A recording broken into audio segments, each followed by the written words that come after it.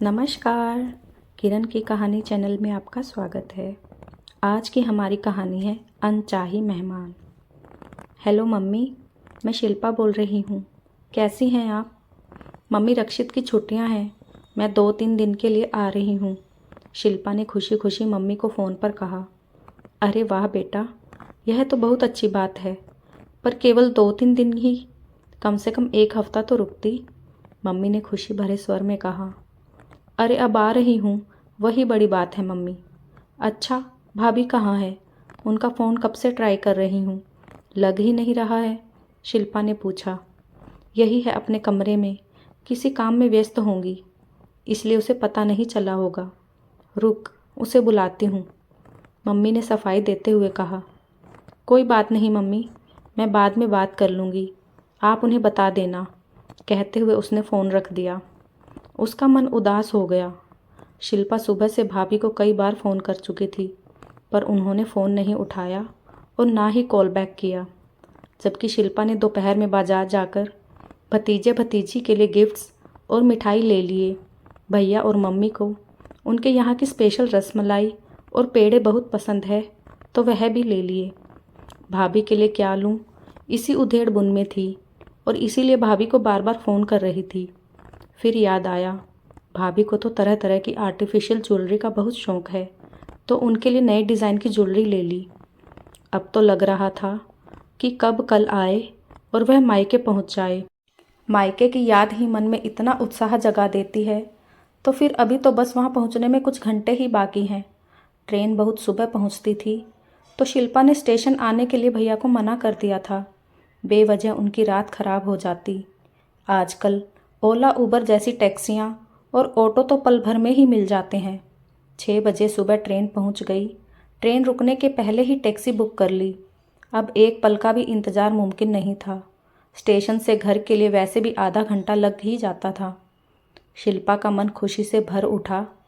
आखिर अपने घर पहुंचने ही वाली थी। सच में, शादी को चाहे कितने भी साल हो जाएं, मायके का आकर्षण चुंबक की तरह अपनी ओर खींचता है। हर बार की तरह फिर रास्ते से गुजरते हुए चौराहे और रेस्टोरेंट की कई यादें ताज़ा कर रही थी। कैसे इन्हीं रास्तों पर स्कूटी भगाया करती थी। उस दुकान की चाट का स्वाद तो अभी तक मुंह में ही है, और वह कोने पर खड़ा रहने वाला पानी पूरी का ठेला। ख्यालों में ही सहेलियों की खिलखिलाहटें गूंजने लगी। कितने भी पानी पूरी खा लो, आखिर की मसाले वाली पूरी के बिना मन ही नहीं भरता था। पर अभी सब सुनसान था। सड़क पर इक्का दुक्का वाहन ही थे। उजाला होने को था।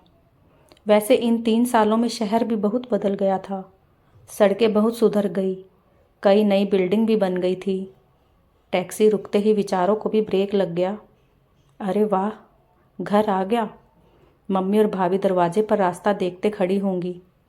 मम्मी के ट्रेन में ही 2-3 बार फ़ोन आ चुके थे। शायद उन्हें भी खुशी के मारे रात भर नींद नहीं आई। झटपट उतरकर शिल्पा ने गेट खोला। मम्मी तुरंत बाहर आई और उसे गले लगा लिया। उसका मन खिल उठा।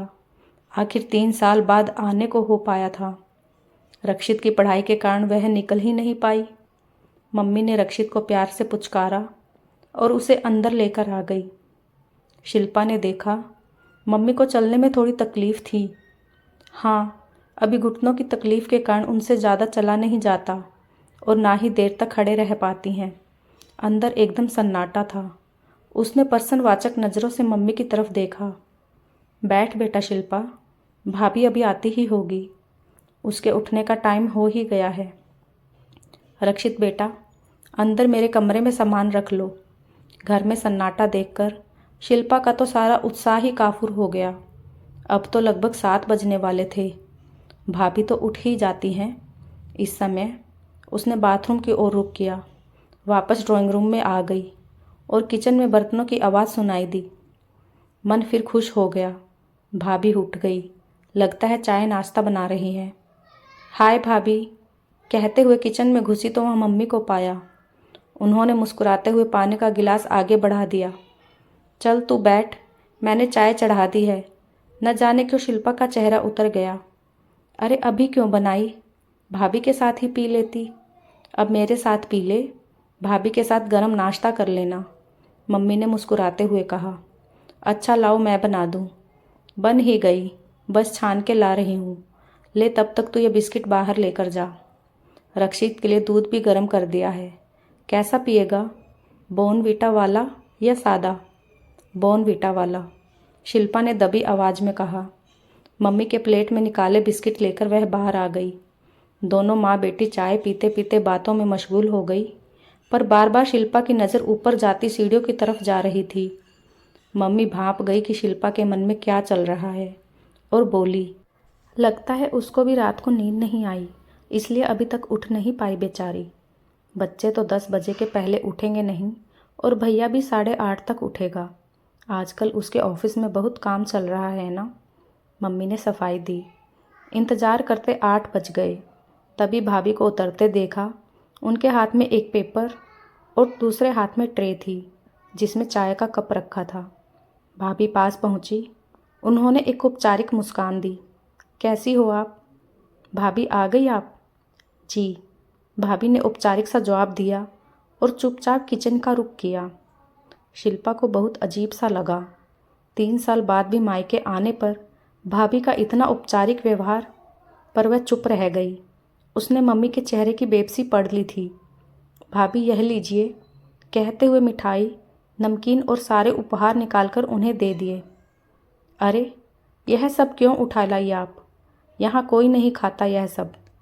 पर भाभी, वह मम्मी और भैया को तो, मम्मी जी को तो वैसे ही मीठा मना है, पर सुनती कहाँ है, और यह इनकी तोन निकलने लगी है।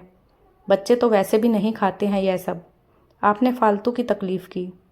शिल्पा का चेहरा उतर गया। मम्मी ने चुपचाप सब सामान उठाया और अपने कमरे में ले जाकर रख दिया। मुझे मालूम नहीं था ना भाभी, दरअसल इतने साल बाद आना हुआ तो पसंद नापसंद।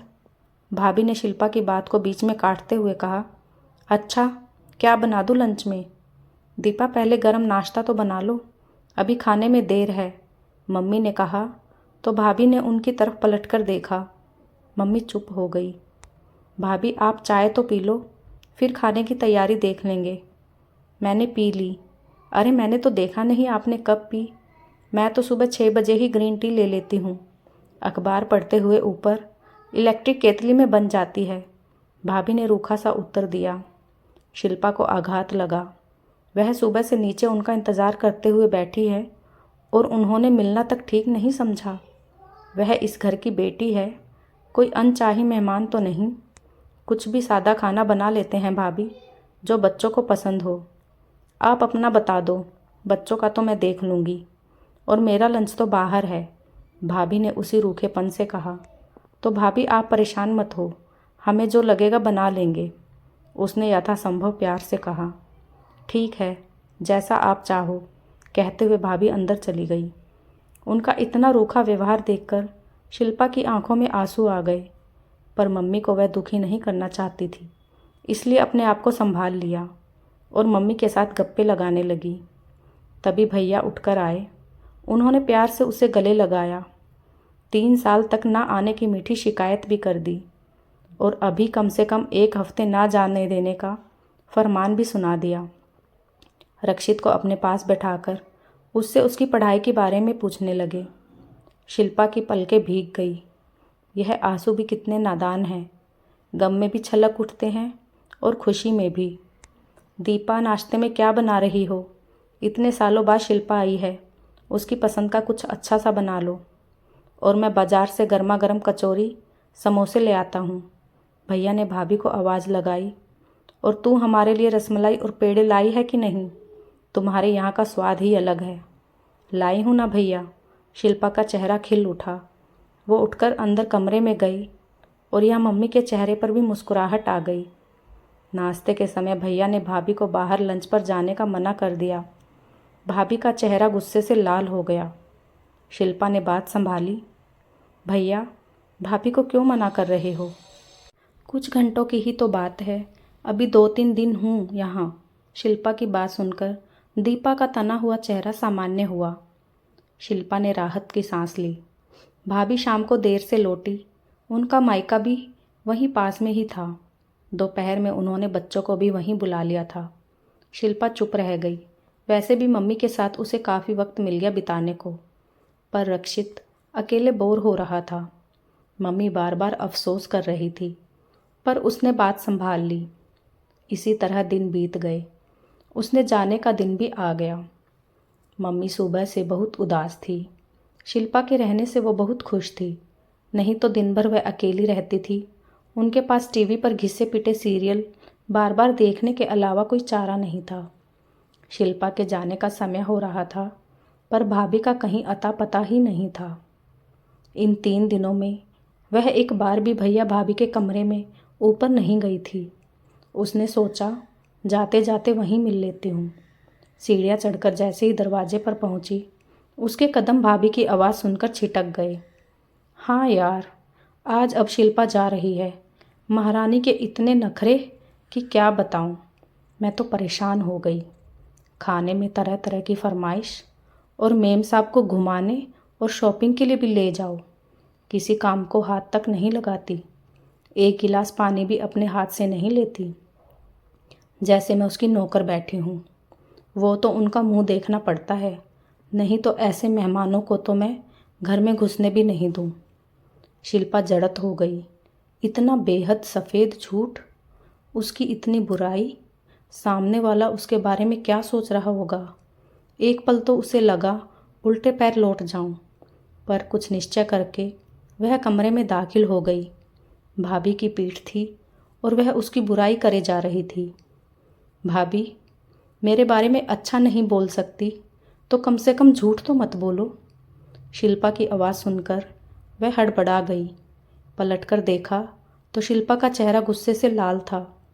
वह भूल ही गई कि उनका फ़ोन चालू है।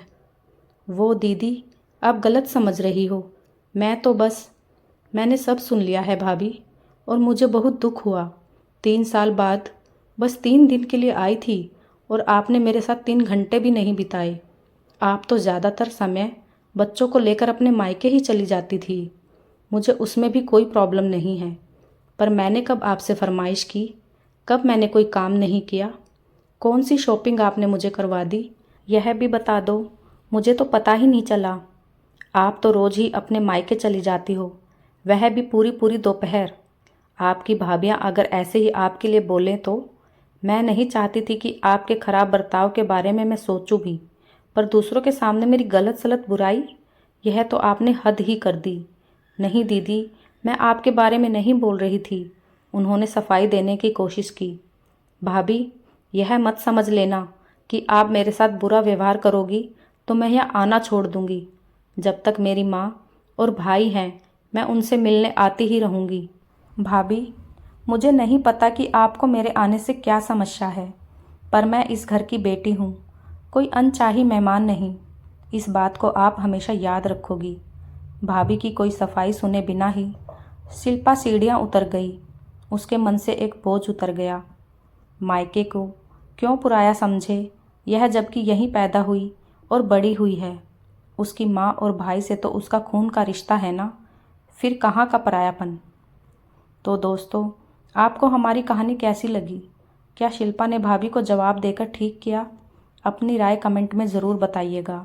और हाँ, चैनल को सब्सक्राइब किए बिना मत जाइएगा। फिर मिलते हैं एक नई कहानी के साथ। बहुत बहुत धन्यवाद।